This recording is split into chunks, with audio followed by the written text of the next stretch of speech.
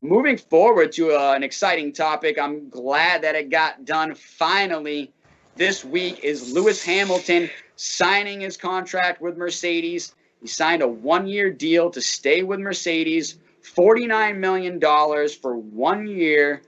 What do you think about that, just in the numbers, Pat? Unbelievable. I mean, he's worth it. I remember, I think it was in the mid '90s when Michael Jordan signed for a contract where he was making $30 million or something like that for a season, and a lot of people were up in arms about it, like, oh, there's an athlete making $30 million a year, and then I think it was even Dennis Rodman was like, he's worth it. Like, you kidding me? You know how much money he makes for the Bulls? You know how obviously he's the greatest basketball player ever. I mean, up there with LeBron, obviously, and he's totally worth $30 million a year. Now you look at Lewis Hamilton, the popularity that he brings to F1, and just the draw that he brings to the sport. He's absolutely worth that money, and he's going to be drawing people in. He's going for his eighth F1 racing title that he could pass Michael Schumacher, which means that he's going to bring even more attention because of that. He's totally worth the money. I think a lot of people were surprised that it took this long to get this done, but there were a bunch of different circumstances and reasons for it not getting done sooner. Lewis Hamilton got COVID, and then they didn't want to do it when Hamilton was still racing towards the end of the year, so that's why it kind of took this long. And also F1 racing, and this is kind of why I think it's just a one-year contract, is that, I think you're going to see this in a lot of other sports as well, is that they just don't know what's going to happen because of the pandemic. They don't know what the next couple of years after this upcoming year are going to look like, either financially or just logistically because of travel and things like that as well. So they did just a 1 year with Lewis Hamilton, but I think most people kind of knew it was going to get done, but I'm sure a lot of Lewis Hamilton fans are just glad that it's now signed, sealed, and delivered. Yeah, I'm one of them. You're looking at him right here. Bango, Lewis Hamilton super fan. I should be wearing my Mercedes shirt right now. And that just goes to the fact, honestly, that, like you said, he sells stuff. He sells his brand. He sells Mercedes. So the guy's well worth the money. $49 million is kind of well in line with the last contract that he signed.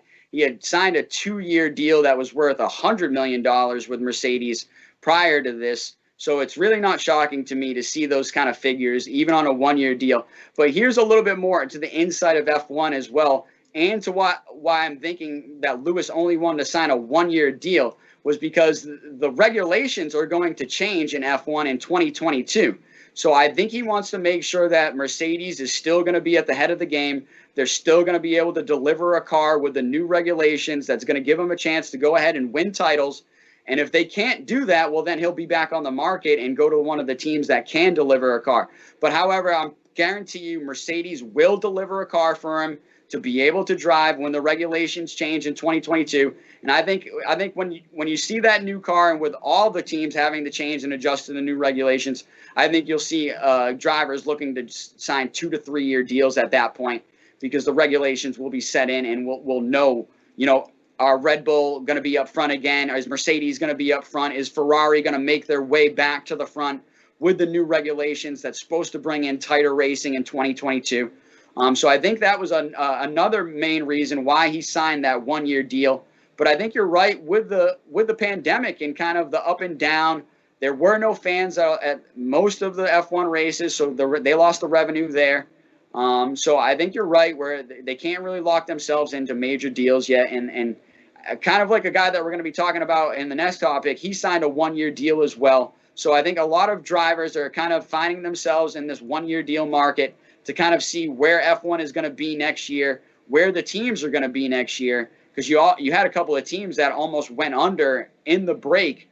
Haas F1 was rumored to be struggling, and Williams were rumored to be struggling. Williams was saved by a United States conglomerate that came in and bought it out and brought some major money to them. And Haas, I mean, I don't even want to talk about the Russian money that they're getting with their Russian driver that has kind of saved their program. But going back to the champion, 7-time champion, going for 8 championships to break Michael Schumacher's record. He is definitely worth the $49 million per year. I'm really looking forward to seeing him jump in the car and getting to test the car over the next couple of weeks in the winter testing, and I'm glad that the deal is finally done. Yeah.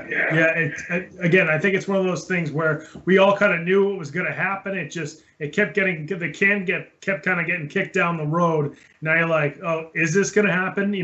Well, hopefully this happens, but you knew he wasn't going to be leaving that car and those guys for at least the upcoming year. So good to see that Hamilton's going to be around for another season with those guys.